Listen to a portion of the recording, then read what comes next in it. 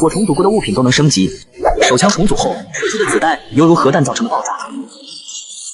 简陋的安全屋升级后，变成了坚不可摧的便携式末日堡垒。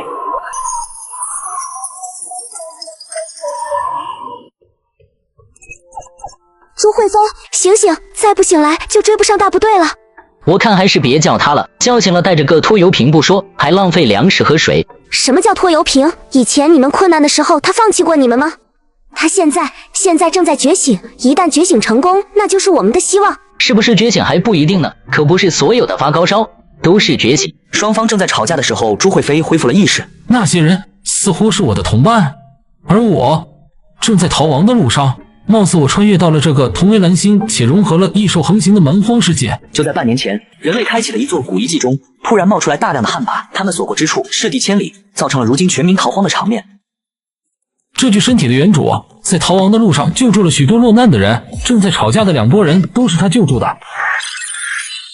什么东西啊？穿越金手指吗？梁高说的对，他是不是觉醒还不一定啊。那么高的体温，伤口还发炎了，我们根本没有药，我看还是放弃吧。伤口发炎几乎就等于宣判了死刑，我们已经落后大部队很久了，继续带着只会拖慢我们的速度。你们这种话怎么说得出口？跟他废话做什么？他不走，我们自己走。你们怎么可以这样？赵燕气得眼睛发红，却不敢追上去阻拦，因为他打不过那群人。这群忘恩负义的畜生！依依，我们也走吧。朱慧飞身上的血会引来异兽，到时候就危险了。忽然赵燕艰难地将他背了起来。有狼！朱慧飞脸色微变，猛地回头一看，就见100米之外竟然有一头巨狼远远地跟了上来。朱慧飞，你醒了呀，大哥哥！真倒霉，卡壳了，快去那边。好的。放我下来，背靠墙壁，免得出现其他猛兽，导致腹背受敌。怎么办？你现在能打得过他吗？我先修一下手枪，你们看着点，他多半是想要耗尽我们的体力，如他所愿。好。手枪组装完毕，只见手枪突然闪过一道白光。经验+1，等级1级，可升级。手枪等级1级，普通手枪，有效射程30米，精度正常，但容易卡壳。这就是我金手指的打开方式。朱慧飞，他过来了。顾不得研究金手指，朱慧飞急忙弹手开枪。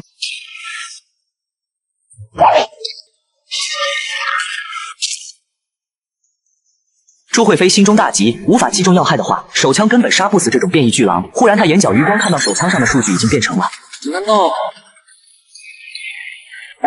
不可升级？朱慧飞突然想到脑海中的可升级3个字，顿时意念一动，升级。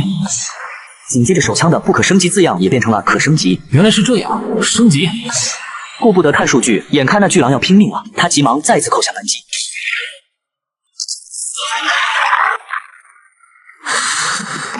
好险！朱慧飞，大哥哥，你没事吧？别管我，我只是体力用尽了，先处理猎物。好的。脑海中的等级应该是我的个人等级，手枪的等级应该只是手枪自己的等级。这经验好像也不共享，但是手枪的等级受我的等级限制。我先是将手枪拆卸，组装完毕的瞬间就获得了1点经验。难道要将一件物品拆开了再组装回来才能获得经验？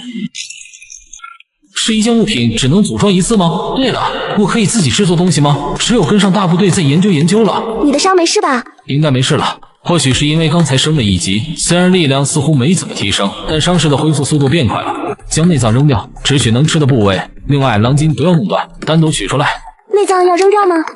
对，我现在受伤了，走不快，只能你自己背东西。我们要快些追上大部队，拿太多东西会影响我们的速度。那好吧，可惜我们的水瓶被梁高他们拿走了，否则狼血也能收集起来，狼血不容易坏。他们要是知道大哥哥苏醒了，还杀了一头巨狼，绝对会后悔的。走了更好，会背叛的人早点认清真面目，也能少受其害。可以了，不用拿太多，我们赶紧出发吧。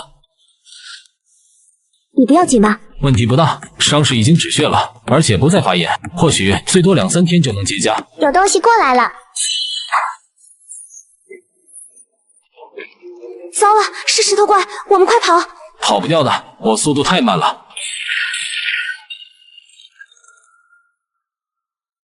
我重组过的物品都能升级，手枪重组后，射出的子弹犹如核弹造成的爆炸。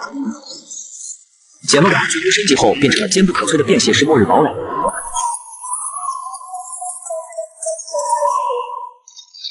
朱慧飞连开2枪，竟然只是打的石子飞溅，这么点伤势甚至都没让石头怪的速度下降。他急忙改变目标，将枪口瞄准了石头怪的腿关节。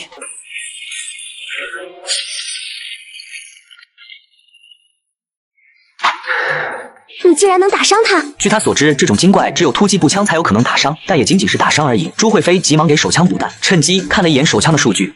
果然，手枪的经验就是开枪就能获得，平均一枪1点经验。太好了，这样我们就有更多时间远离这里了。他的腿一时半会儿长不出来的。听说这玩意儿体内有精怪核心，你知道在什么位置吗？不确定，但我听说精怪的核心一般都在胸口，脑袋并不是他们的要害。是在胸口左边，和心脏差不多的位置。朱慧飞和赵燕都疑惑地看了过去。我能感觉到，你能感觉到，你之前好像没有这个能力吧？我也不知道，之前那些人离开的时候，我非常生气，然后我就发现我的感知好像变得非常厉害了。你肯定是觉醒了，怪不得连续2次都能提前发现危险，太好了。朱慧飞笑了笑，朝着石头怪的胸口连续开了6枪。他死了。你能确定吗？之前他身上有一种奇怪的光，现在这种光消失了，应该死了吧？那应该死了，我去将精怪核心取出来。你注意一下周围，有任何动静立即告诉我。好的。朱慧飞则再次看向了手枪的数据。果然，物品的等级受自己的等级限制，就是我的个人经验获得方式，暂时还没法确定。应该是这个吧？石头怪体内就这个东西蕴含能量，应该就是它。太好了，放你身上吧。也好。朱慧飞接过精怪核心感应了下，发现里面确实有一股能量，但却无法吸收。我们继续赶路吧，午夜之前必须要追上大部队，否则太危险了。这个世界晚上比白天危险得多，他们根本不敢独自在野外过夜。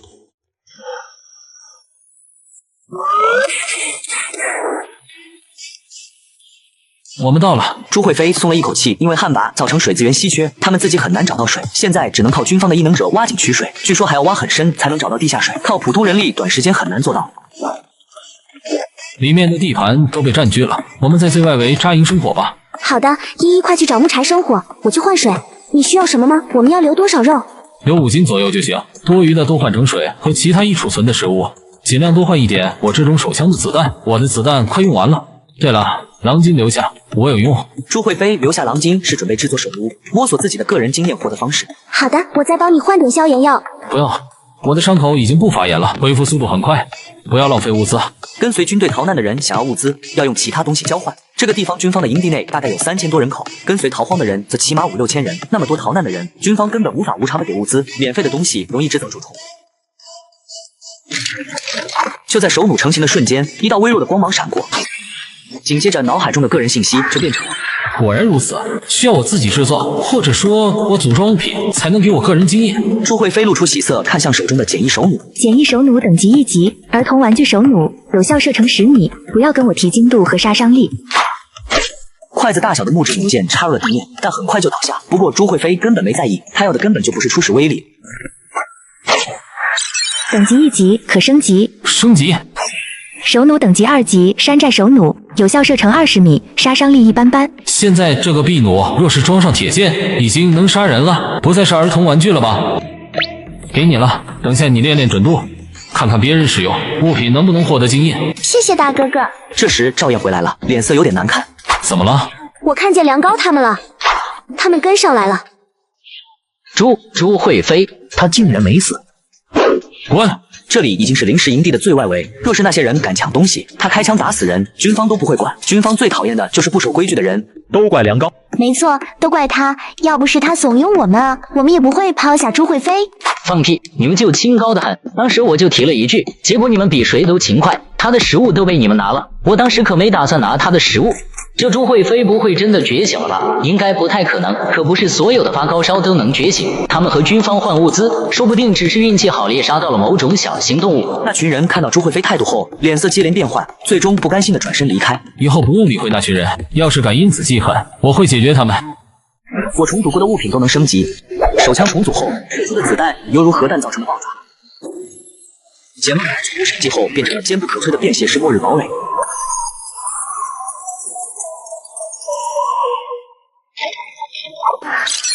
升级，咱也是4级觉醒者了。不过我这种能力，肉身几乎没什么战斗力，过后得想办法弄一套防身的铠甲，或者外骨骼。随手扔掉为了刷经验而制作的劣质手弩。紧接着朱慧飞取出手枪，升级。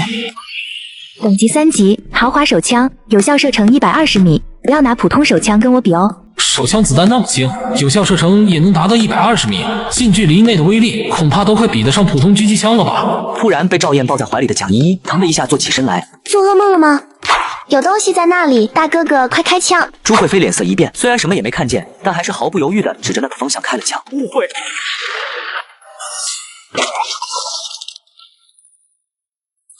怎么是人？怎么回事？那人是异能者，他会隐身，想偷袭我们。确实是异能者，那就没事了。这种不守规矩的人死了更好，人是你们杀的，自己挖坑埋了。尸体处理好，天色已经大亮。处理完了吗？你看军方营地那边，只见昨晚还是帐篷的临时营地，现在竟然被一堵围墙围了起来，上面还建造出了炮塔。这建造速度，突袭异能者。应该是吧？看来我昨晚的猜测是对的，军方准备在这里停留，说明我们脚下的这条地下河有足够的水资源，不用继续赶路了。能安定下来最好，哪怕只是安定一段时间，只要等自己的等级提升上来，以后就算再继续逃荒也不用怕了。已经有人准备在附近找居住地了，我们也赶紧找个好地方吧。不着急，先跟我去军方营地一趟。来人止步，有什么事？请问你们要在这里停留多久？这里差不多是干旱区域的边缘了，我们准备在这里建立安全区，所有14岁以下的小孩都可以入住。那14岁以上的呢？14岁以上的，若是愿意接受军方安排，也可以入住。那好吧，朱慧飞直接否定了这个选择，取出昨天获得的精怪核心。我想跟你们交易。你想交易什么？直接说，我让人送出来。精怪核心也分优劣的，在难民眼中很珍贵，但在军方看来也就那样。这颗精怪核心不是交易的所有物品，这只是定金。我想制定一个便携式安全屋。这种东西可不便宜，另外安全屋哪怕再便携也不会太轻。我知道。站岗的军人取出对讲机说了几句，很快就有一个军人出来领着朱慧飞3人进入了安全区。空间异能者，跟我来，不要浪费时间，我们时间很珍贵。抱歉，这就来。陈组长，这个人想制定东西，你接待一下。你们要定制什么东西？我想定制一间便携式安全屋。便携式？怎么个便携法？如果可以的话，我希望是一种收起来是一个箱子，可以提着赶路，需要用的时候按下一个按钮就能撑开，变成能够居住的房子。请问这样的便携式安全屋多少钱一个？能不能卖一个给我？我们这里不是黑科技工厂，你找错地方了。那您能制作成什么样的？我的要求就是越精简越好，以便携为主。你要多大的？能居住3个人的，上限5个人吧，3个人居住也宽敞一些。你要什么材料的？材料不同，价格差别也会很大。材料要求只要普通手枪射不穿就行了。哪怕如此，价格也会很贵，因为我们要专门帮你设计，至少要100颗精怪核心。100颗？朱慧飞，我们不做了吧？他觉得有些得不偿失，与其拼命去击杀那么多石头怪，还不如随便找个山洞或者树洞居住。你们需要多长时间能做出来？不确定，快的话3、5天，慢的话可能1个月。那么久？那用普通材料呢？不需要防弹，要点韧性就行。这样的话，你晚上就可以来拿10颗精怪核心就可以了。这是定金，晚上之前我会过来拿。不过我没法保证拿回来的一定是精怪核心，我可以用其他等价的东西替代吧。当然，你也可以用食物交换。当前食物很珍贵，100斤异兽肉加上这颗精怪核心即可。3人离开了安全区，赵燕终于忍不住说道：“我觉得安全屋其实没必要，太浪费了。我自有打算，放心吧，以后我们不会再缺食物，相信我。”我不是不相信你，我只是心疼。100斤肉啊，就算光吃肉都能吃很久了。这半年时间，他几乎就没吃饱过，见惯了太多的人为了一口食物打出人命的。以后你会习惯的。对了，你们睡够没有？要不要再找个地方补补觉？不用，早就习惯了。这次好歹安心的睡了近乎2个小时。我也不用。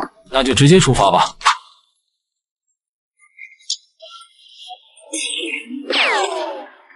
大哥哥，他去那棵树了。是什么东西？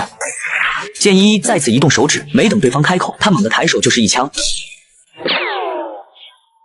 精怪吗？他还没死。那东西还活着吗？应该死了，我过去看看。小心一点，依依做的不错。是某种植物精怪，这是精怪核心。大哥哥，天上有东西过来了，速度很快。天上来的。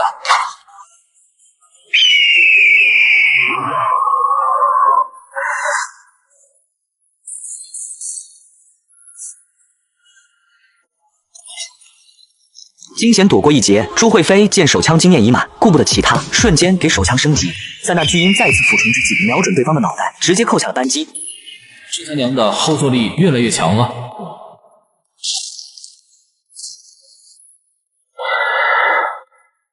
真是太危险了！手枪王者，这手枪射程虽然变短了，但击中目标可产生爆炸的效果，使它的威力大增。老大，那只鸟好像飞走了。我怎么听到那只鸟的惨叫声了？快过去看看！妈的，盯了我们那么久，真希望它被人杀了，搞得我们心惊胆战的，头都不敢露。这是手枪该有的威力吗？一枪将这种巨大的凶禽脑袋打爆。别说手枪了，狙击枪都未必拥有这样的威力吧？朱慧妃肯定是觉醒了。这鸟也太大了，我们怕是搬不回去啊。看起来大，但鸟都是羽毛多，应该不会太重吧？我过去看看。怎么样？它的羽毛像金属一样，很硬也很沉，整具尸体怕是不下于700-800斤。什么？700-800斤？朱慧妃有些头疼，和赵烨一样，第一次嫌弃猎物太大，若是只割一些回去，他们的刀还真未必割得动这凶禽。卧槽，那只鸟真被人打下来了，牛逼！听见有人说话，朱慧妃立马看了过去。见朱慧妃看过来，这群人瞬间露出警惕，随时准备跑路。虽猎物诱人，但想到对方是能打下凶禽的狠人，便强行压下了贪婪。那边的朋友能不能帮个忙？什么忙？帮我们将这只鸟运回去，我给你们10斤鸟肉。10斤鸟肉？林志安心头一动，凶禽之肉蕴含着强大能量，倘若吃下，或许能够增强他的异能，但他表面上却不动声色。太少了，100斤。100斤，这些人可真敢开口。此鸟看似很大，实则毛多肉少，我最多出15斤。若愿意，便搭把手交个朋友；若不愿，就速速离开，以免引起误会。这里距离安全区7-8公里，路上可能还会遇到危险。路上遇到的一切危险，我会解决。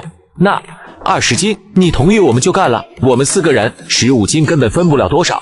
可以，但先说好，别起不该有的心思，以后还有合作机会。放心，我叫林志安，兄弟怎么称呼？朱慧妃。让人帮忙真的没问题吗？试试吧，反正我们也搬不回去。不过等下离他们远一些。大哥哥，那个说话的人是异能者。猜到了。我操，好大的鸟！那群人是狠人啊，这么大的鸟都能猎杀。因为猎物引起围观的时候，此时一队人拦在路上，皆面露贪婪地盯着林志安等人抬着的鸟尸。林志安看向朱慧妃，随时准备扔下鸟尸跑路。他感应到至少有3个异能者，他绝非对手。我那个豆，妈的，那家伙竟敢朝我们开枪！朋友，不该有的心思最好别有。好枪，手枪能有这威力，这应该是某种异能吧？竟然是他真的觉醒了，那绝对不是手枪能有的威力。我的妈呀！大家快跑，是滴血怪！被朱慧妃警告的那群人中，为首的那人瞪着朱慧妃，示威般的猛地一跺脚。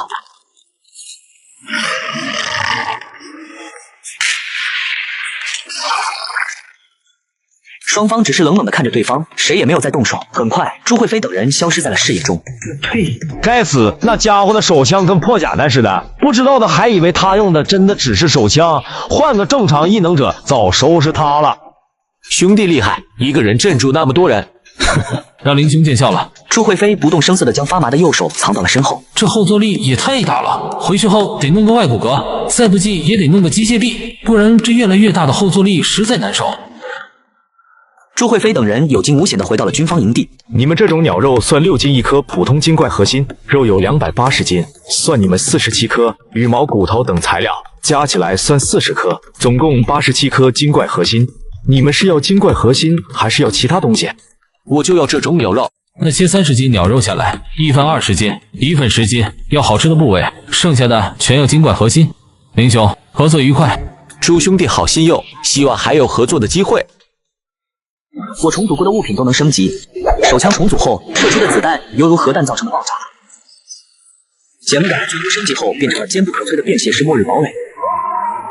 陈组长你好，不知道我的安全屋做好没有？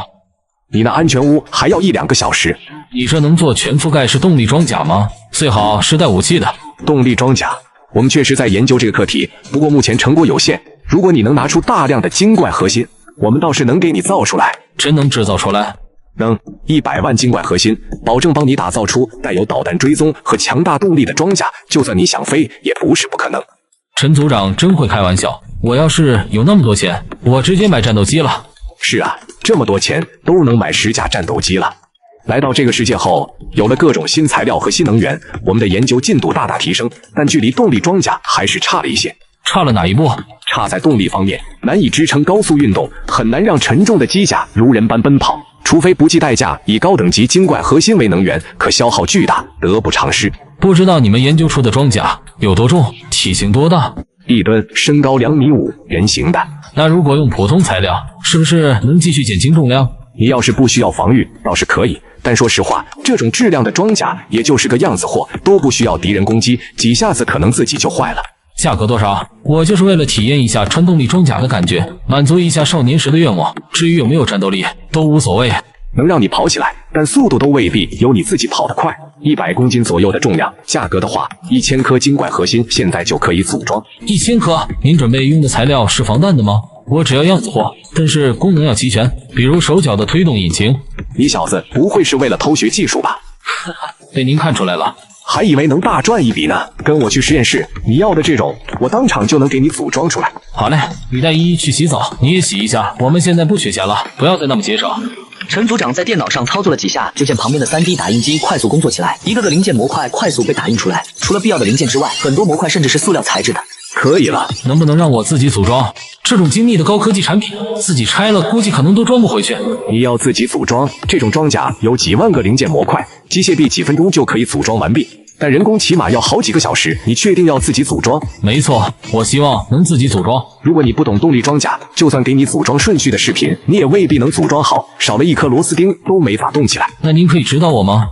可以是可以，不过你要多给我10颗精怪核心，总共收你60颗精怪核心。你同意，我就亲自指点你组装。60颗可以接受。真搞不懂，你要是能偷学到技术，我将这台电脑吃了。对了，你身上泥垢太厚，最好去旁边的洗手间洗个澡，否则穿上动力装甲后会出现各种不适。看在你消费的面上，洗澡免费，但不要浪费水。好，谢了。终于组装完毕了。喂，动力装甲，成年儿童的玩具，千万不要穿着去打架，否则你会死得很难看。这玩意儿你想要的所有功能它都有，但是全都是超级阉割版的，就是一个脆皮，别说防弹了，普通人手持刀剑都能砍破。它身上最值钱的就是胸口这个能量转换器，你最好不要穿着去打架，否则死了可别怪我。您放心吧，你拿颗精怪核心给我，我给你启动，你进去试试。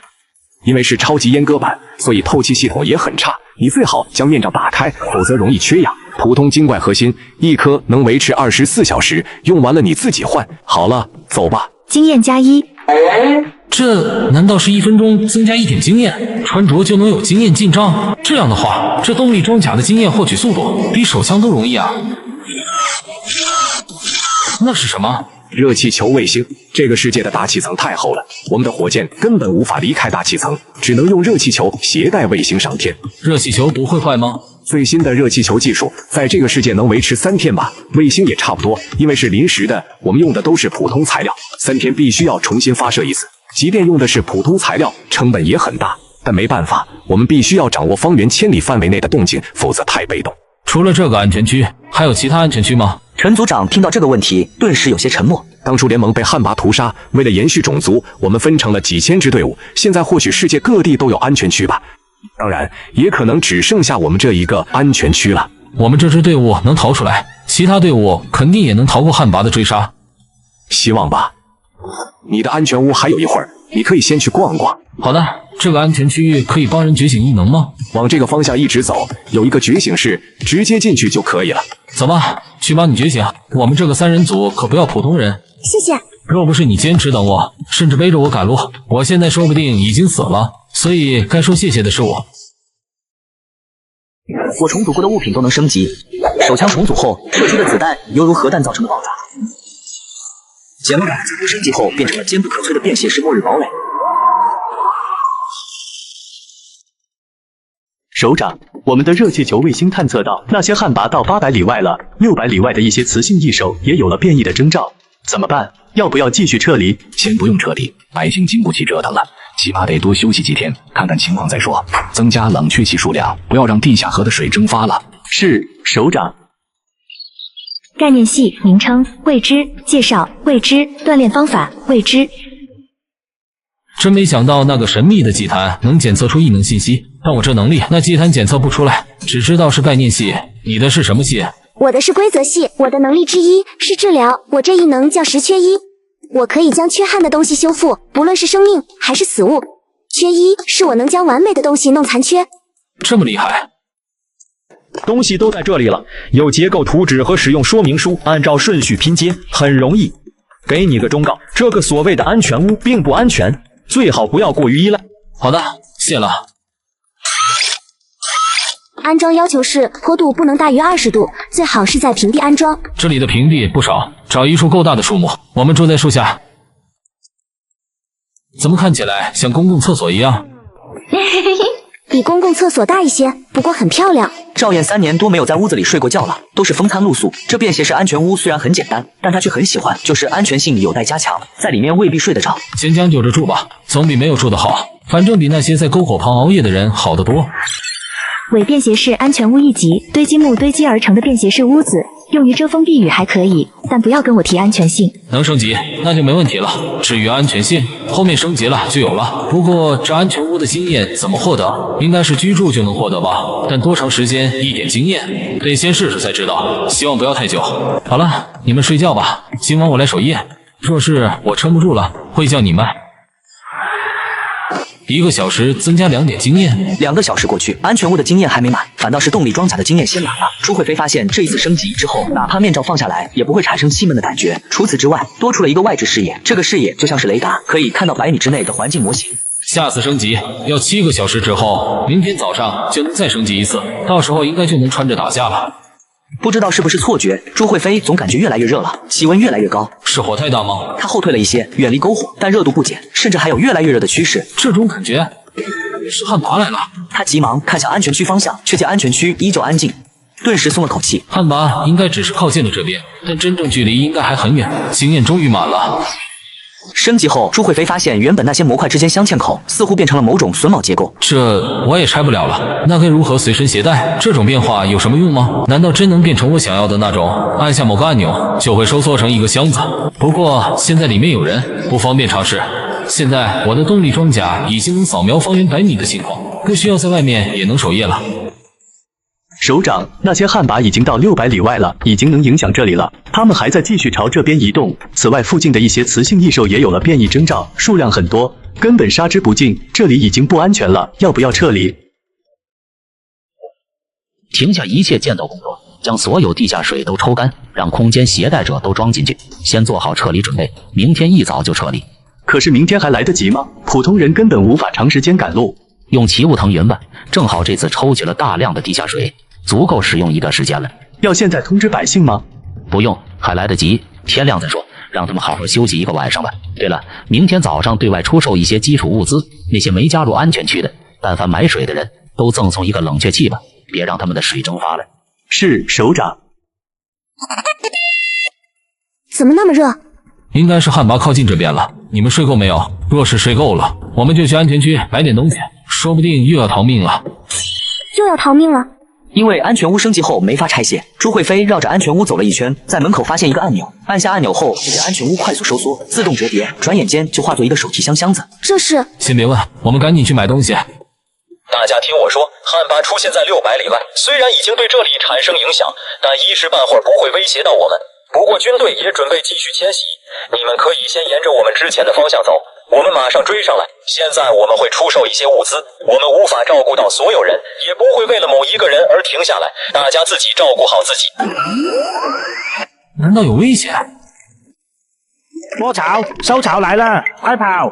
买到物资的人赶紧撤离，安全区处在一群异兽迁徙的路线上，军方会帮你们断后，也请你们不要添乱。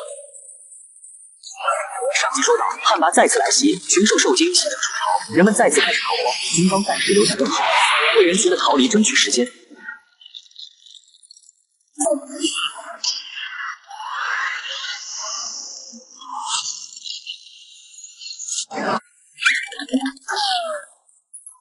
朱慧飞，东西我都买到了，我们赶紧走。好，物资你拿着，战斗交给我。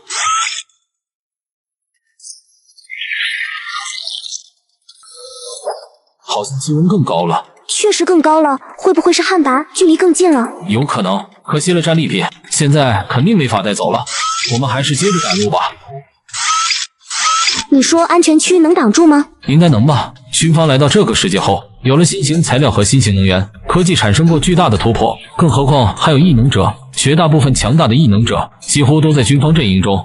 这倒也是。如今的军方已经不再大公无私，如果是必死的情况下，他们绝对不会帮我们断后。那些科学家和工程师等人才，比我们这些不听安排的异能者珍贵得多。不好，是滴血怪，大家小心！忽然和朱慧妃产生过矛盾的3个异能者跑来，其中一人紧张的大喝道：“那个叫朱慧妃的家伙，我们合作，我们将滴血怪弄出来，你负责击杀。”没问题。怪物又来了，很多。通过大地脉动感应到有地穴怪靠近，3人急忙联手剁向地面。附近的地面如同发生了大地震，除了双方6人没有被波及外，足足有50地穴怪被震出地面。他们跑了。小依依大松一口气，因为刚刚他感应到地里有密密麻麻的地穴怪。朱慧妃，战利品评分。好，你这人不错，我们地震3人组看好你。我们快离开这里吧，这下面应该是地穴怪的巢穴。接下来，但凡靠近的地穴怪都被地震3人组给震了出来，然后被朱慧妃击杀。好像没危险了。终于没有了吗？我操，可累死我了！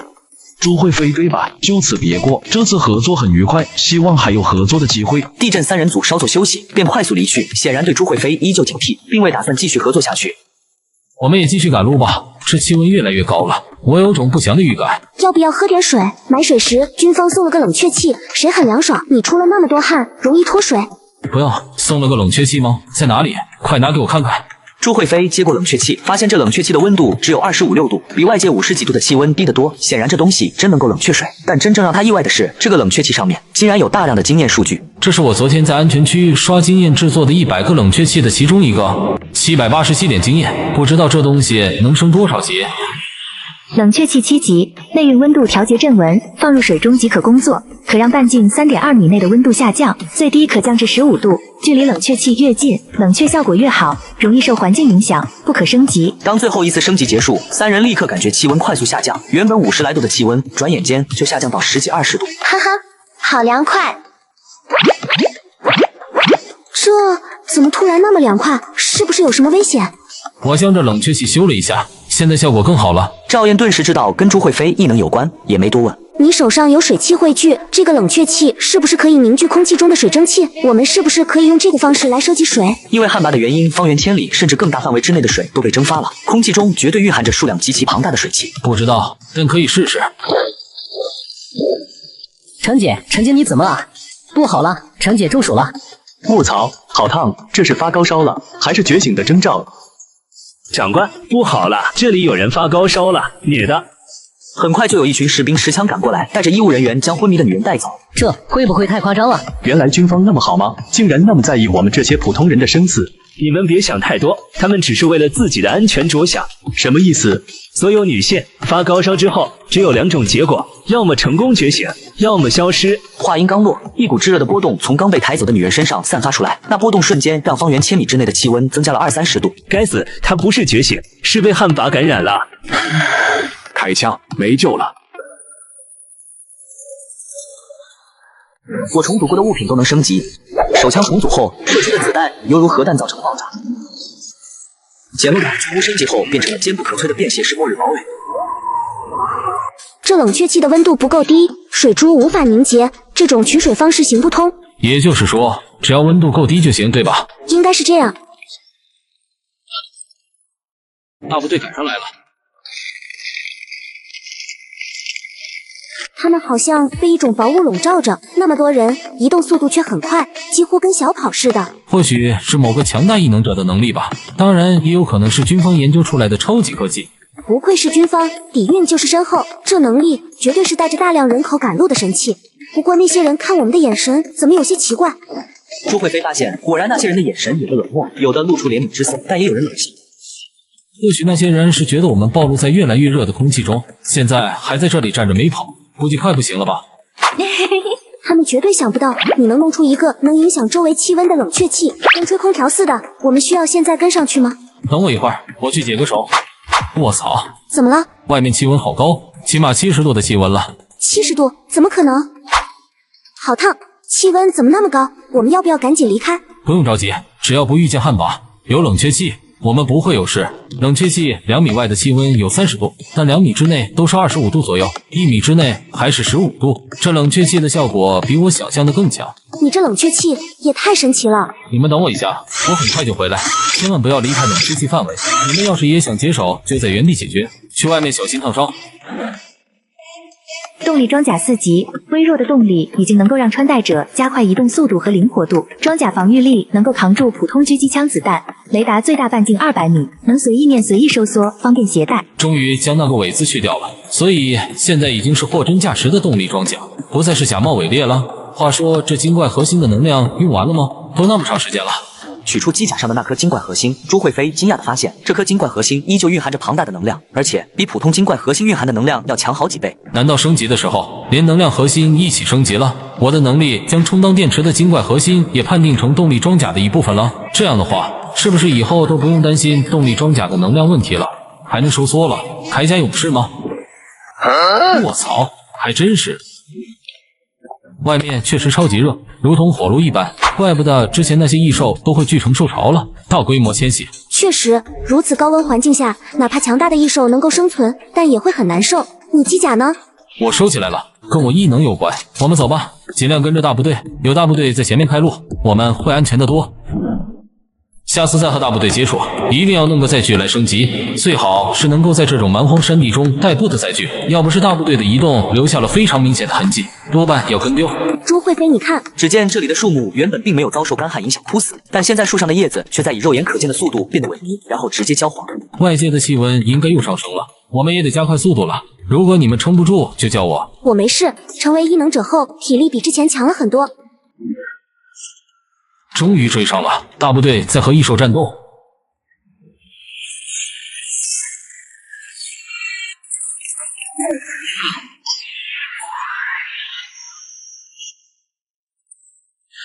有什么东西飞起来了？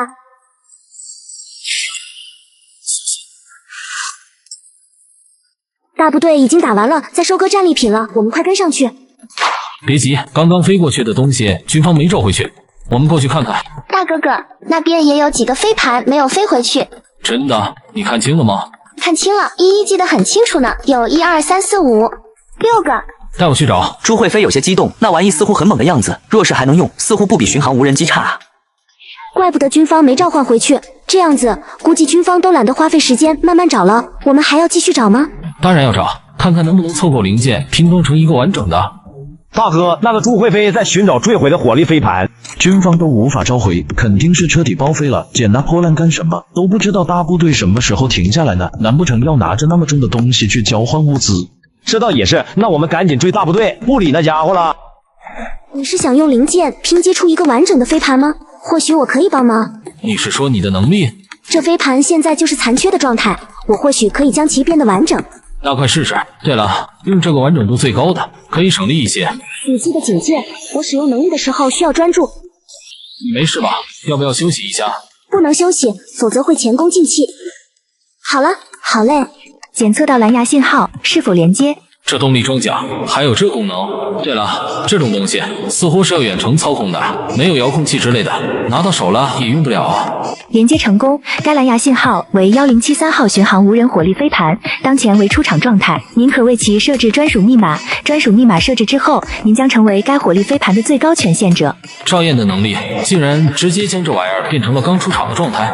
密码设置成功，你已成为该火力飞盘最高权限者。当前续航时间为20小时。该火力飞盘最大信号区为半径1000米，信号区内你有权1启动并操控火力飞盘，发射导弹攻击任意目标。2查询弹药仓弹药数量。3查看该火力飞盘全视野，包括摄像头视野和雷达地形图视野。4启动自爆装置，启动后该火力飞盘的能量核心将会爆炸，并将剩余弹药全部引爆。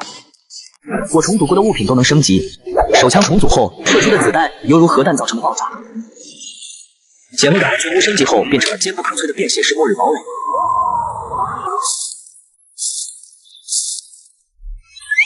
居然是异兽，怪不得机甲示警，这异兽一看就不好惹。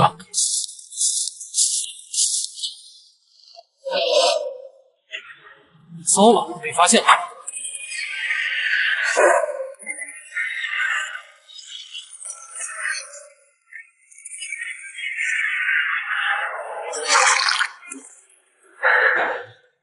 你醒了，这是新鲜的血，大哥哥刚打的猎，快喝，能喝多少喝多少。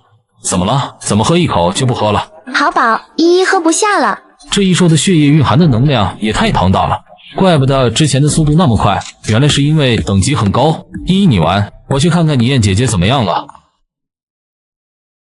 也不知道什么时候能醒来，这种能力不是必要关头最好不要用，后遗症也太大了。我竟然睡着了。大哥哥，你醒啦！依依没有让任何东西靠近我们。依依辛苦了，自己这一觉只怕睡了10多个小时，睡得那么死，万一遇到危险动力装甲的警报，无法叫醒我，就惨了。那么长时间过去了，火力飞盘的经验应该超额很多了吧？依依待在屋里不要乱走，大哥哥去外面看看。哈哈，这么多经验了，能升到多少级呢？升级。巡航无人火力飞盘6级。当前续航时间4000小时，载弹量4万枚，最大远程操控距离16万米，最大射程8万米，最大速度200米每秒，不可升级。看着头顶那遮蔽了天空视野的庞然大物，朱慧飞忍不住笑出了变态的声音。真没想到这火力飞盘每升1级体积就会翻1倍，现在直径变成64米了吧？原本长度10厘米，接近1公斤的 TNT 炸弹，被等比例放大到了1.6米的长度。现在一枚炮弹应该能拥有100公斤 TNT 的威力了吧？这样的炮弹足足拥有4万枚，不知道现在的火力飞盘能不能击杀汉魃了？总感觉还是不够保险。整个地球联盟的实力那么强，或许还有其他我不知道的底蕴。即便如此，都没能杀死汉魃，所以还是再升几级吧。不过有我的个人等级限制，火力飞盘最高只能升到7级，要想想办法提升个人等级才行。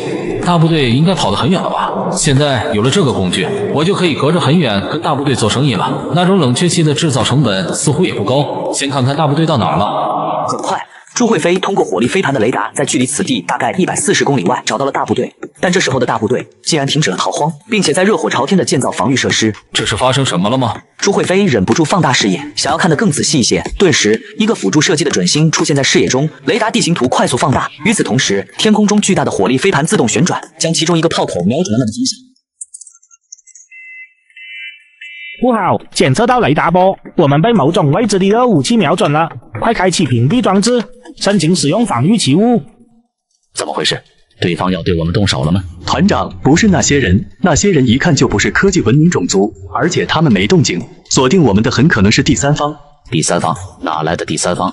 正在寻找，不过我们的便携式雷达只能扫描方圆100公里的区域，并未找到目标。而目前我们所在的环境根本无法释放热气球卫星，有2种可能，要么是对方的科技比我们强很多，无法探测到，要么就是对方不在100公里之内。快将那个谁叫来，问问他吉凶。团长，您说的是精神系异能者李良才吗？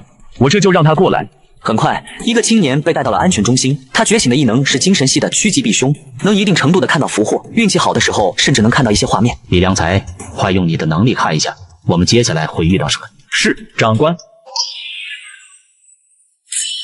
你看到了什么？我看到了飞碟。飞碟？难道外星人也进入了这个世界？具体画面是什么？飞碟将一头异兽的尸体扔到地上。就这？难道那头异兽尸体是某种感染源？福祸呢？我感觉好像有谁要算计我们，但又不像是要对我们不利。不过我不是很确定，我这能力时灵时不灵的。让那个谁，那个点石成金的规则系异能者加急制造金属，尽快将防御措施建好。另外，让防疫中心做好防疫准备。是，团长。江良，若是发现飞碟的踪影，立刻发送信息，释放我们的善意，看看那可能会出现的飞碟有没有合作的可能。是，团长。他现在主要重心是接下来要面对的问题，因为他们在前方发现了疑似这个世界的本土居民的种族，这绝对是惊天动地的事件。他们还是第一次发现这个世界竟然还有其他智慧种族。有一点诡异之处，相距不过1000米的情况下，那个异族群落竟然也丝毫没有理会我们的意思，大量的人进进出出，也不知道究竟是完全不将我们放在眼里，还是什么原因。但非我族类，其心必异。不管如何，现在撤退已经来不及了，将后背交给第一次见面的异族文明，那就是找死。所以他们被迫只能在这里建立防御措施，以应对突发情况。怎么消失了？只能说不愧是军方，才刚扫描一下，那么大的安全区竟然就直接从雷达地形图上消失了。难道被发现了？我这放大地形图的操作，火力飞盘竟然会自动瞄准那个位置。那头巨兽的尸体蕴含的能量那么高，应该很值钱吧？或许可以先尝试跟安全区做一次小交易。若是这次能成功，以后就可以继续做大交易。得做一个帮助运输的工具。利用那报废的火力飞盘制造出这个，也算是废物利用了。这强磁钩爪的经验又是怎么获取的呢？是勾住东西就能有经验进账吗？真没想到把物品挂上取下就能获得经验。强磁钩爪7级，最大承重16000公斤。那头巨兽尸体应该不会超过这个重量吧？依依，看好你，燕姐姐，不要离开冷却器范围。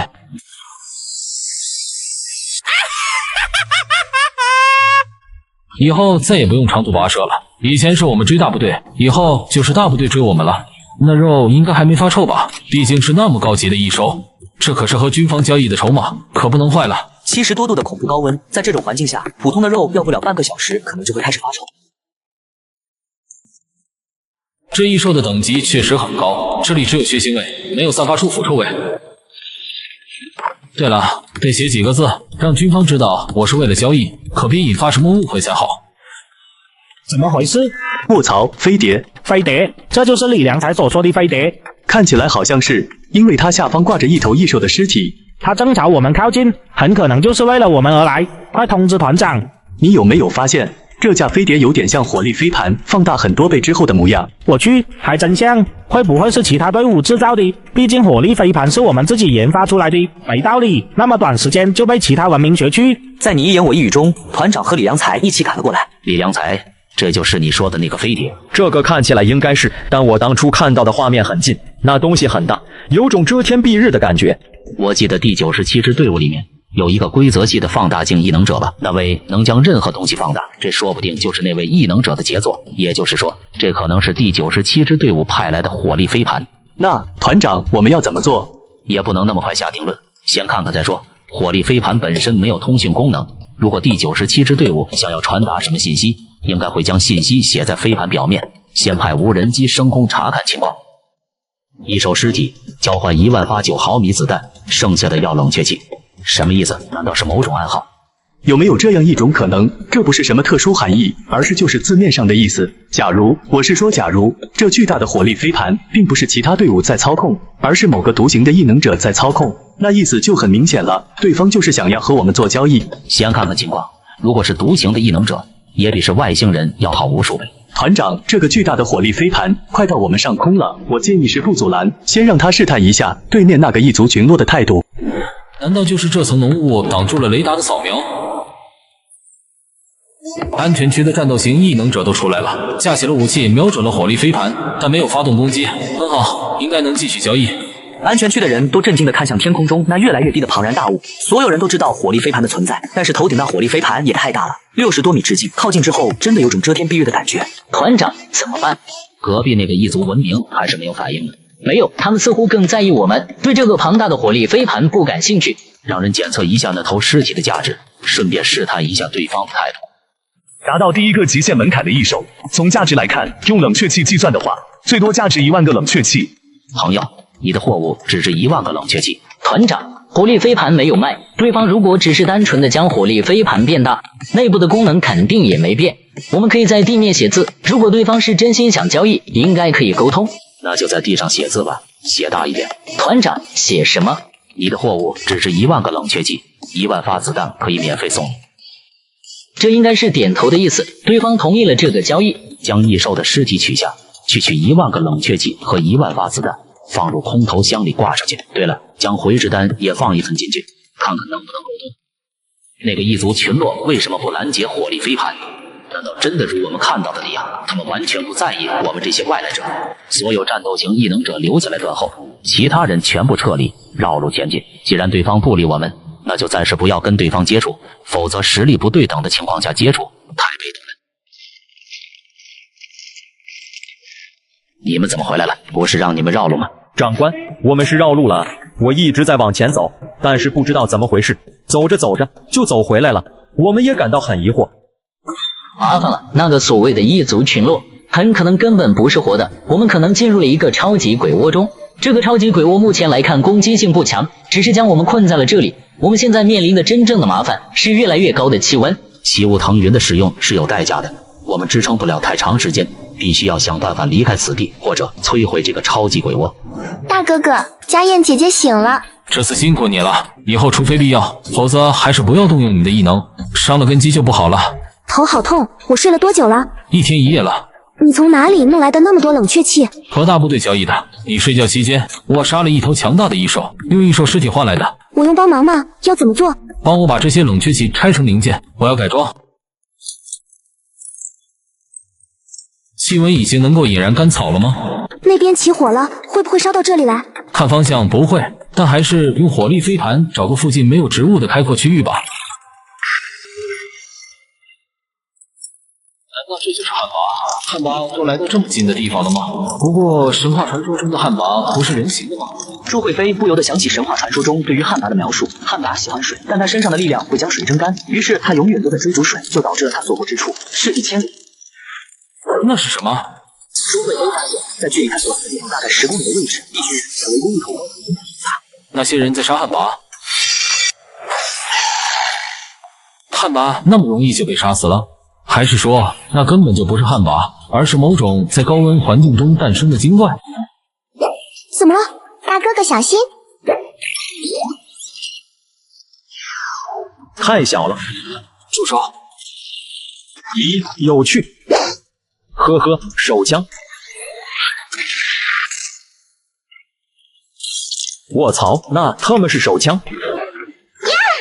我的动力装甲。万幸的是，链接神经元的头盔没有受损，他依旧能操控火力飞盘。他在那里。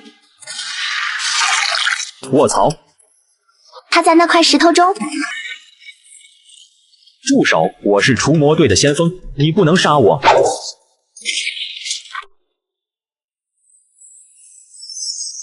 老五竟然被杀了！你竟敢杀除魔队的人！对面那个拿手枪的家伙也是突破极限的人，凶手应该是他，弄死他！等等，兄弟，这是个误会。没错，这是误会。兄弟，你千万不要乱来啊！我们是除魔队的人，是为你们这些人服务的英雄啊！不要让英雄喊先。对，千万要冷静啊！不要玷污英雄这个词。全力防御！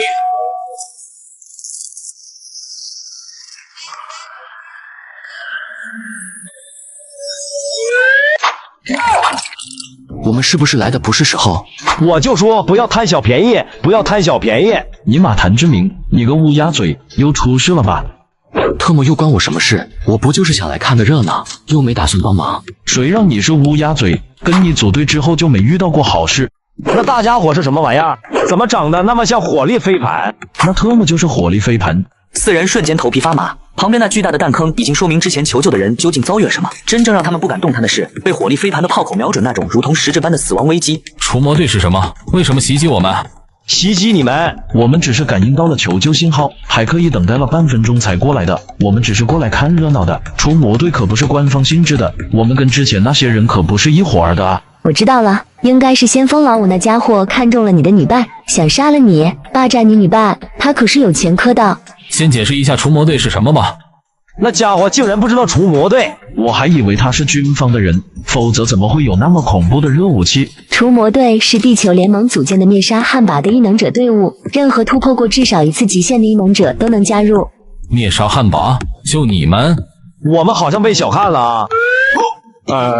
好吧，你说的没错，我们确实杀不死旱魃，但我们能清理后面感染的小旱魃。看样子你并不知道，旱魃是一种阴阳逆转的怪物，可以将雌性生物同化，不论是人还是异兽，都有可能被逆转。那些小旱魃就是被逆转的，它们和真正的旱魃一样，会释放出强烈的不可见光与热量，现在还很弱小，完全可以杀死。谢谢你的回答。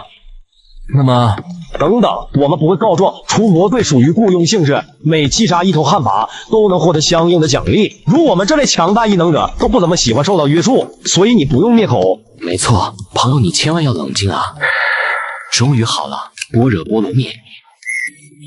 月光宝盒，这不是白天吗？这些人的能力还真是古怪。不过敢看自己的热闹，死罪可免，但活罪难逃。我操，终于逃出来了！天杀的老五，害得我们也差点被炮轰。老五那家伙占了自己遁天遁地的5行遁术，无法无天，这下好了，自己死了还连累我们。貌似老五他们那个团体全死光了，我既然有点高兴，怎么办？队友祭天，我们确实可以多分点战利品，但是没有老五的能力当先锋，我们也有点不方便啊。话说那家伙的火力飞盘会不会是奇物啊？老子拼命赚取功勋，就是为了换取一件奇物，没天理了。那大家伙追来了。月月，快回城！回你妹啊！老子只能回到10分钟前的位置，回去送菜啊，回不了了。等等，兄弟，不，大哥，饶命啊！给人一线希望不是更刺激吗？跟着火力飞盘走，带你们打怪，收获你们自己分。卧槽，那位大哥要带我们杀怪，我怀疑他在将我们当枪使，优先击杀他附近的悍马。妈呀，大哥！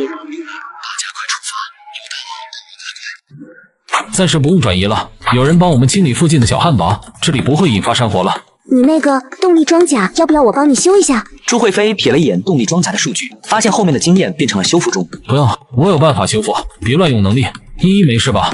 依依的能力之一，有危险就会临时获得隐藏自身的能力，虽然没有战斗力，但几乎是处于不败之地了。燕姐姐说的对，依依没事，只是被吓到了。没事就好，这次依依可是立了大功呢。之前没有那么多子弹可以浪费，人物等级也不够，现在人物等级11级了，从军方那里又弄到了1万发子弹，可以好好的刷一下手枪的经验了。手枪10级，手枪地黄，有效射程1000米，击中目标后会产生爆炸效果。威力很大，但是这后坐力也很大，不过够劲儿。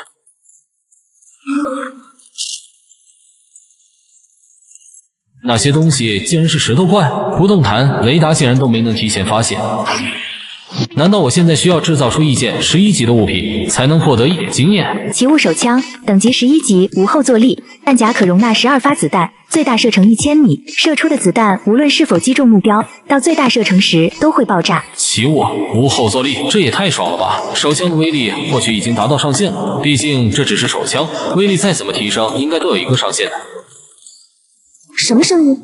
别担心，只是一群石头精怪过来了，估计是我刷手枪经验的时候，枪声惊动了他们，我会解决的。你们留在这里，小心一些，我去将精怪核心取回来。这外面的温度竟然达到100度左右了，这温度是越来越高了。我竟然能跑这么快了！朱慧飞发现自己现在竟然能轻松的跑出50-60米每秒的速度了。我这异能升级物品才是主要的，体质力量的增强几乎算是附带的，但自己也是发生了翻天覆地的变化。这威力，还是这里面凉快。以他如今的身体素质，虽然外面的温度不会对他造成伤害，但也会感觉难受。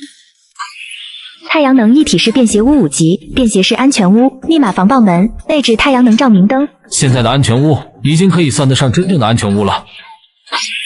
冷却器9级，放入水中即可工作，可让半径12.8米内的温度下降，最低可降至15度。距离冷却器越近，冷却效果越好，容易受环境影响。可惜这个温度无法凝聚水珠，估计下一集就能够凝聚水珠了，到时候就再也不会缺水了。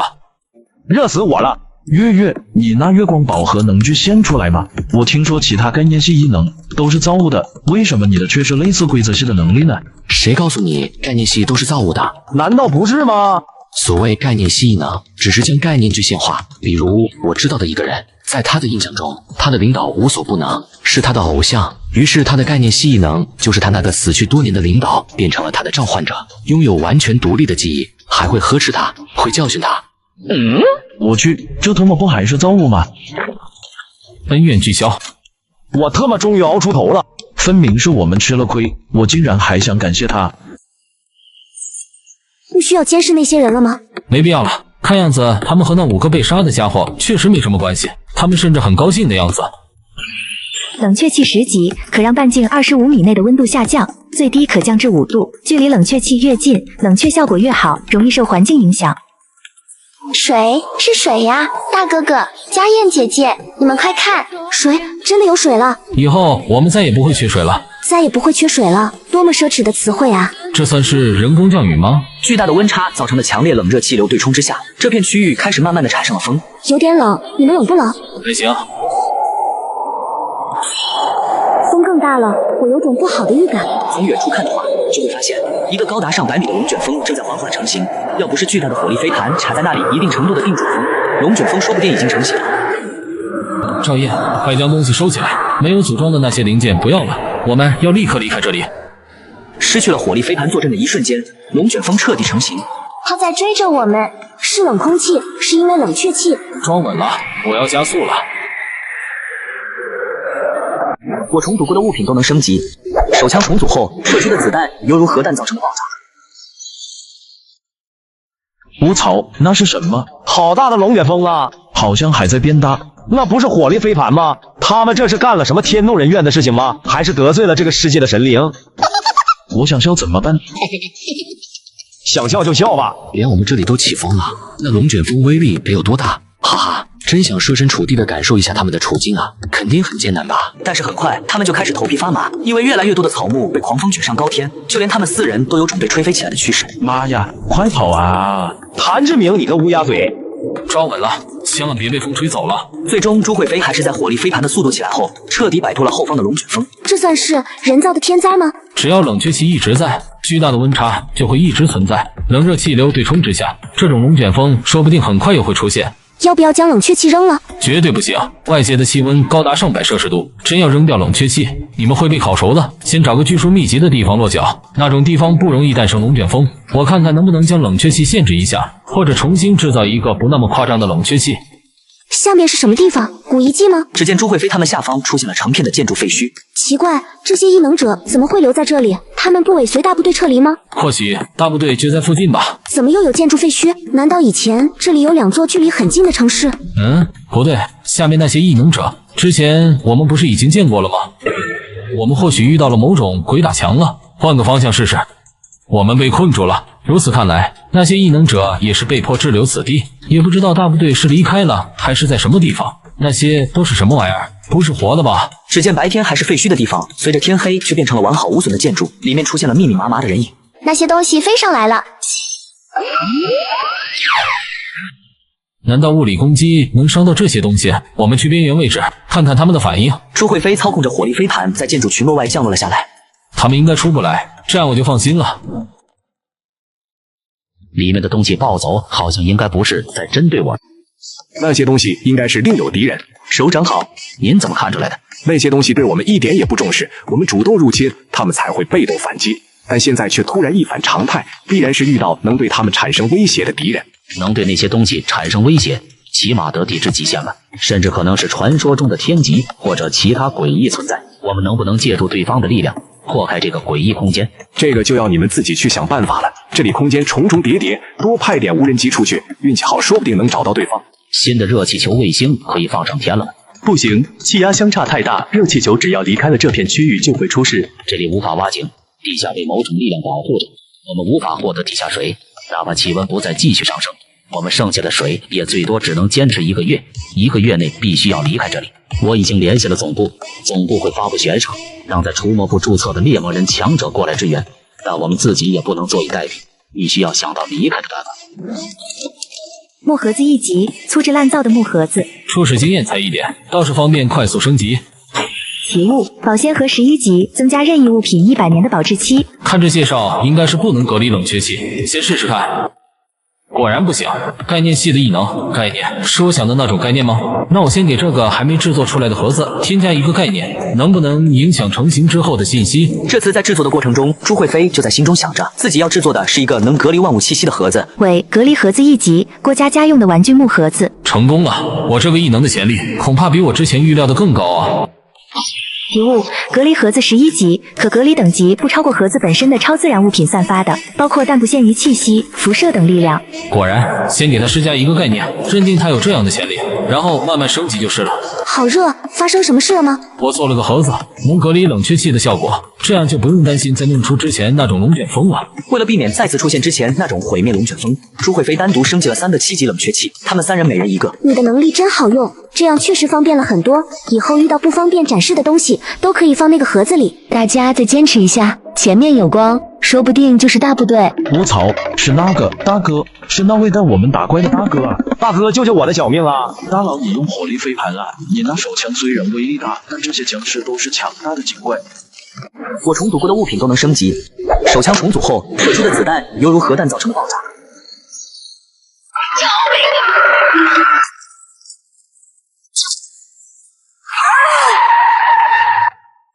大佬啊，你能不能考虑下我们的感受啊？你那不是救我们，你是准备要我们的小命啊！还能动的话，麻烦帮我将精怪核心收割一下。啊，能动能动，大佬您等着，这特么是假的吧？就算是枪械强化类型的异能者，也不可能将手枪打出这样的威力吧？确实，他该不会偷偷用了那个巨大的火力飞盘的主炮了吧？我操，好凉快！这里是什么情况？为什么这里会那么凉快？外界那么高的气温，结果这里竟然那么舒服，这就是我们和大佬的差距吗？我记得你们应该是在另一边吧？怎么会跑到这一面来了？你们什么眼神？跟我有关系吗？大佬，之前那龙卷风是您弄出来的吧？我们被龙卷风卷上天了，在天上飞了1天多，比坐飞机都刺激。好不容易等龙卷风停下来，结果我们直接掉进了一个僵尸洞，被那群僵尸追杀了2天2夜啊！大佬，您知道这3天时间我们是怎么过来的吗？龙卷风？你们太看得起我了，那是妖魔鬼怪弄出来的，我们也被攻击了，不得已之下逃了出来。原来我们同是天涯沦落人。你们还有什么事吗？朱慧飞开始赶人了，因为他怕自己忍不住会笑出声来，被这些倒霉蛋听见。哦，对了，前面7米外有个古遗迹，但里面全是鬼影，你们自己小心。请问您留在这里是准备解决那些邪祟吗？你也太看得起我了，我们包括许多异能者都被困在这里了。不过我们和那些异能者走失了，甚至我怀疑大部队也在这里面。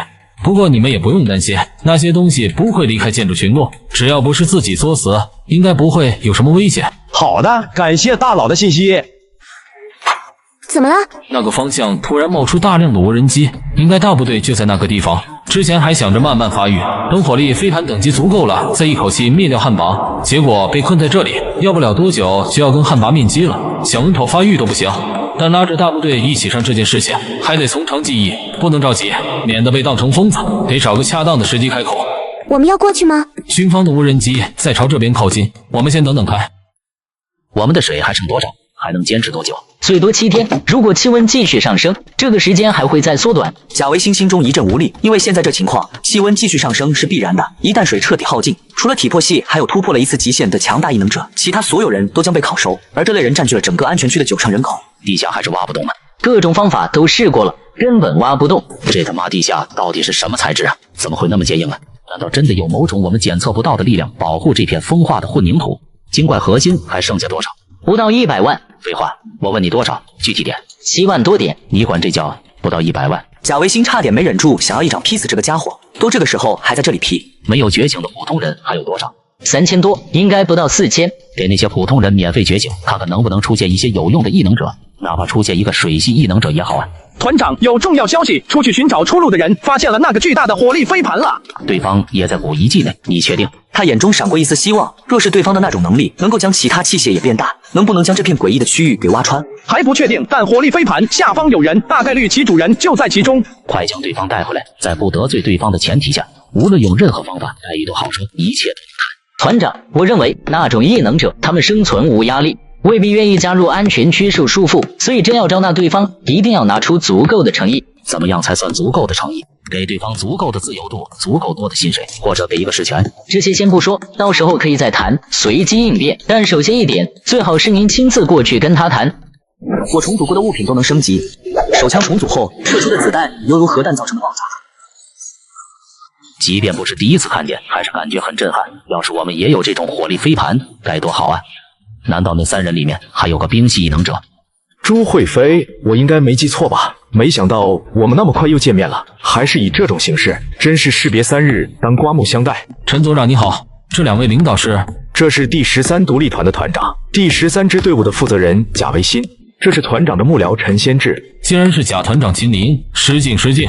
江山代有才人出，朱先生的能力让我看到了人类的希望。贾团长过誉了，人类的希望这种赞誉我可担当不起。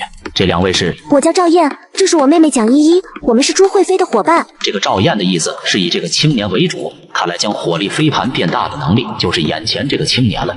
想必朱先生已经猜出我们的来意，如今我们陷入这古怪的古遗迹中，这里空间重重叠叠，晚上更是会出现大量的诡异邪祟，而汉魃已经越来越近，若是不团结起来，我们怕是要全军覆没在这里。那不知我们该如何团结起来？给你3个选择，第一个，加入军方，给你一个少校实职军衔，第13支队伍将会全力培养你，此外一切按军令行事。那第2个选择呢？加入安全区，和陈组长一起负责安全区的各种研究，身份地位和陈组长等同。第13支队伍得到的一切稀有物品都会优先提供给你们研究部，研究材料全免费，研究出来的东西所有权归属于整个第13支队伍，1个月薪水1000金冠核心。第3个，给你批一个合法军工厂，军方帮你安排员工，军方下订单，材料可按成本价从第13支队伍拿，制造出的成品按成品的成本价出售给第13支队伍，没有正当理由，订单不能拒绝，可接军方之外的订单，军方之外的订单价格你自己定，但军方订单必须要放在第一优先级。贾团长，不知能不能听听我的想法？请说。我知道你们军人不喜欢拐弯抹角，那我也就直说了，我选军工厂，但是我有条件，订单我有权拒绝，在我不想接订单的时候，不需要理由，无论任何时候，更不能限制我的自由，因为我这个人闲不住。另外，我不是军人，更不是任何人的手下，所以不得强行命令我做任何事情，希望贾团长悉知。还没请教朱先生的能力呢，不知朱先生的能力属于哪一系？在回答这个问题之前，我想问问异能有多少类型？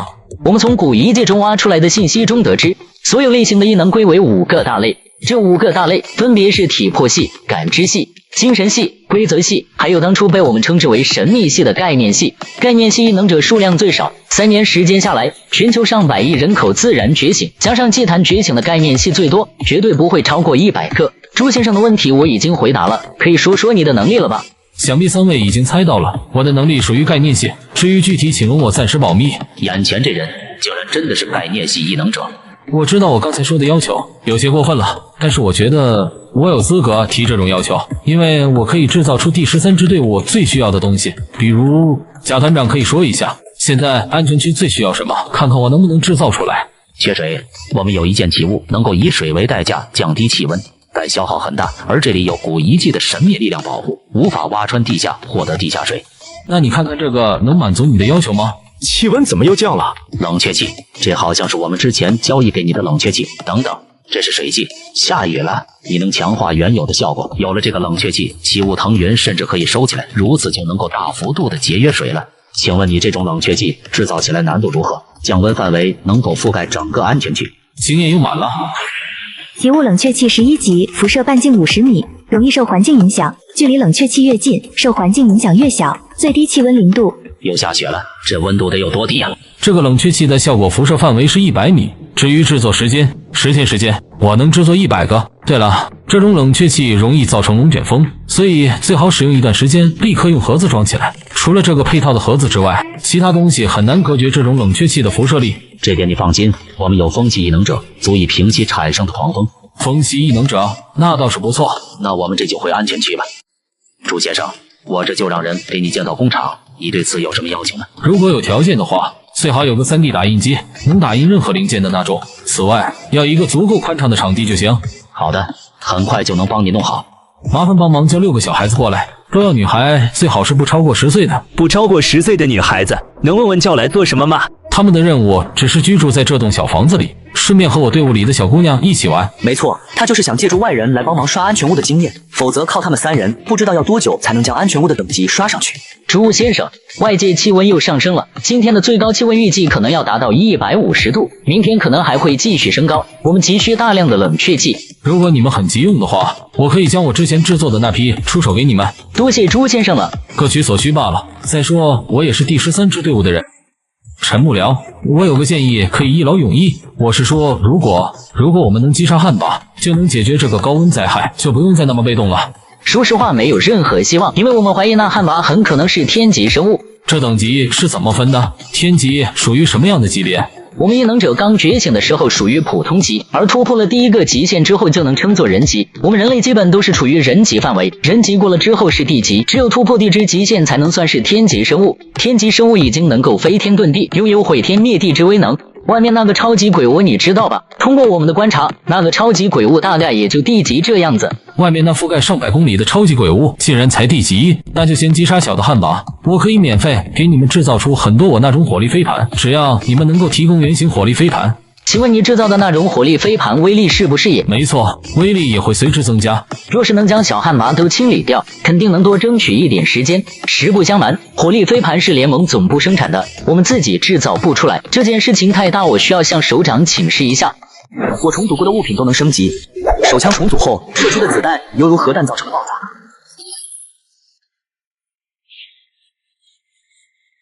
暴风女前来报道，这里产生的风我会平息，但没事请不要打扰我。行，我知道了。几位领导，看来你们认同我的建议了。你真的能将这些火力飞盘都变成你那个样，而且不只是外形变大，威力也能提升。没错，这一次我们将仅存的火力飞盘都拿出来了，我们如今被困在这里，必须要拼一把了。希望朱先生也会全力以赴。这是自然，帮你们就是在帮我自己。倾巢之下，岂有完卵？听陈幕僚说，第13支队伍无法自己制作火力飞盘。陈组长，你不是可以手操动力装甲吗？这火力飞盘难道比动力装甲还高档？朱先生有所不知，这火力飞盘真正的核心乃是反重力系统。目前我还没吃透这个知识点。我们第13支队伍当初只分到了100个，有钱也买不到的，所以我们正常情况下都不舍得拿出来使用。希望这些火力飞盘足够吧。报告，第一个火力飞盘能量即将耗尽，请问是否更换能量核心？请指示。拿过来吧。看起来好玄幻。炮弹数量、续航时间、射程都翻倍了，远程操控距离也翻倍了。什么？其他火力飞盘也一样，只要能量即将耗尽就拿过来。照做，以后朱先生的话就是我的话。这魄力可不小啊，不怕自己搞事。如今我们陷入绝境，若是朱先生能助我们所有人度过这次绝境，你的功劳足以位列任何实质。朱慧飞笑了笑，没有接茬。相较于实质，其实他更喜欢自由。一天过去，外界最高气温已经达到了惊人的250度，只有安全区这片小小的区域处在低温状态，其他地方全都化作了火焰的世界。不好了，有人晕倒了，快来人啊！医护人员在哪里？快来啊！我去，他变异了，快跑！快开枪，杀了他！报，又有人被传染了，13个女性全都变异了。怎么会这样？安全区的气温分明已经那么低了。这种变异可能是汉麻释放的不可见光造成的，单纯的降低温度或许根本无法阻止。不能再等了，必须要先消灭小汉麻。朱先生那些火力飞盘，让人按照顺序将我最先组装的那些火力飞盘送到厂房门口吧。团长，您看，10万发炮弹，续航10年，而且远程操控达到了500公里，射程也超过了200公里。不可思议！10万发放大版的炮弹，这能杀多少小汉麻呀？贾团长，这就开始吧，尽可能消灭小汉麻，同时如果可以的话，最好远距离将真正的汉麻引开。只希望能够多拖延一点时间，哪怕再拖延3天都好。3天之后，我的那个火力飞盘就能升到10级了。也不知道10级的火力飞盘到底能不能消灭汉麻。火力飞盘？怎么这个新的火力飞盘比大佬的那个还要大？120米的直径，炮口口径超过了2米，这玩意的炮弹都能比得上火箭了吧？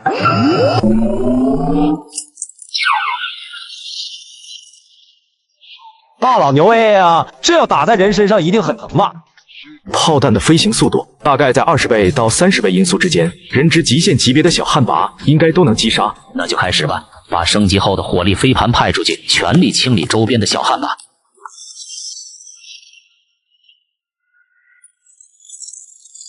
发生什么事了？周围的小汉麻清理完毕了，我们的人准备用朱先生制造的火力飞盘引开那真汉麻，结果那真汉麻隔空射出一道炙热射线，直接将火力飞盘打爆了。距离多远打爆的？爆掉了多少？距离100公里。之前你变大的那9个火力飞盘全都被打爆了。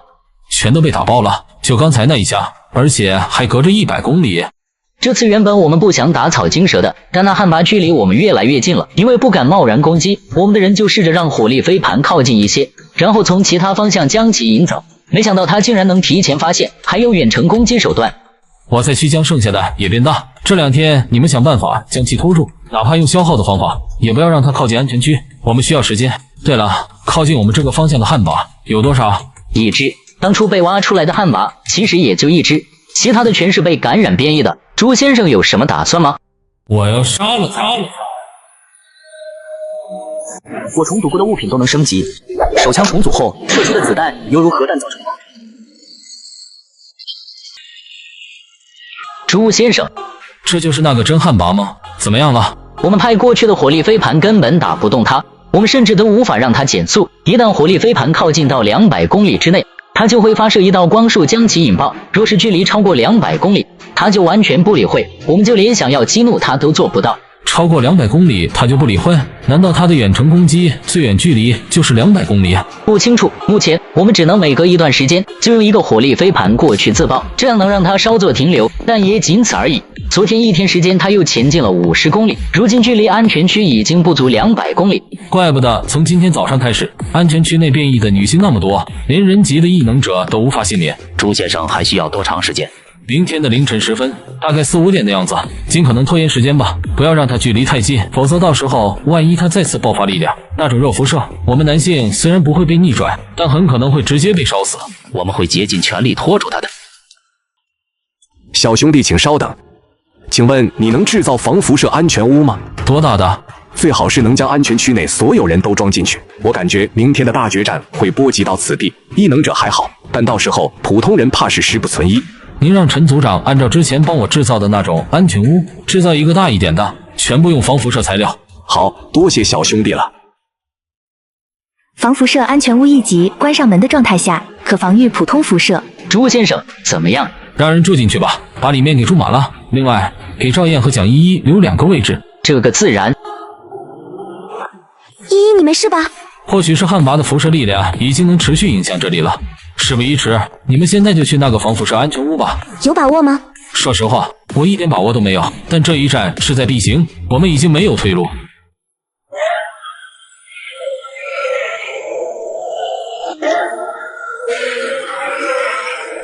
之前我们就猜测那些诡异是一个整体，没想到这东西那么强横，还好它被某种力量封印在那片建筑废墟范围出不来。正好，接下来的战斗或许会出现很强的冲击波，有这东西挡在前面，我们会安全得多。确实，不过天亮之后它就会消失。你什么时候动手？天亮之前。不好，那汉魃被眼前的魔物刺激，似乎开始加速了。原本汉魃的路线是从距离我们这里80公里的位置过去，但现在它可能会直奔此地，我们会想尽一切办法拖延它，不让它靠得太近，剩下的交给你了。团长，我们根本拦不住他。虽然他看起来还是在闲庭散步，但火力飞盘已经追不上他了。小贾，首长，你有办法吗？你说呢？你一定有办法的。将那个奇门八卦给我，我看看能不能困住他，给朱小兄弟争取一点时间。天之奇物，奇门遁甲。那个八卦虽然是天之奇物，地球融入这个世界的瞬间被规则同化，但本身只是木质的，真能困住天级生物吗？会不会被摧毁？混账！现在是担心这个的时候吗？首长教训的是，我这就去拿。我担心的是能不能困住汉魃，而不是担心天之奇物损毁啊。这次出手之后，我会消失一段时间，你好自为之，不要事事靠我。我终究不是真实存在的人，无法保护你一辈子。团长，首长他能离开这个鬼打墙般的古遗迹吗？我怎么知道？他又没告诉我。反正他答应过的事情，从来没有做不到的。我竟然真出来了！这臭小子真不是东西，完全将我当成工具人了。世界上怎么可能有那么全能的人？当初看这家伙老实本分，虽然头脑不咋的，但做事认真，还是新兵就一手提拔起来，最终让这家伙做到了团长位置。但没想到这家伙竟然赖上自己了，自己都死了，又被这家伙捞出来当苦力。这次我一定要好好睡个够，臭小子！这次我看你怎么召唤我。汉魃被困住了，首长成功了。我就说，首长是无所不能的。防辐射安全屋10级，关上门的状态下可防御高级辐射，拥有锚定地面特性。不好了，汉魃摧毁了困住他的天之奇物，最多10分钟就会彻底逃出来。贾团长让我问你还有多久？已经可以了。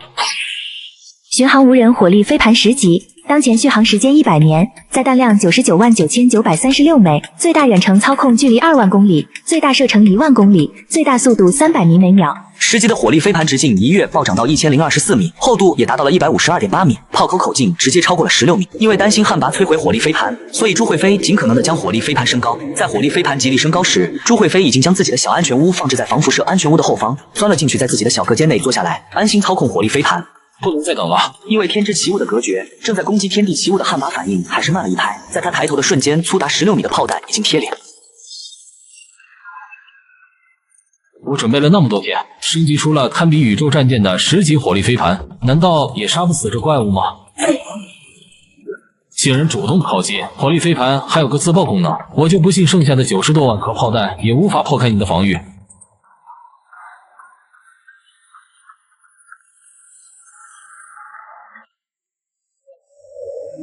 气温好像降下来了，汉巴真的被杀死了，我仍旧不敢相信。朱慧飞，你成功了，真的太好了！是的，我成功了。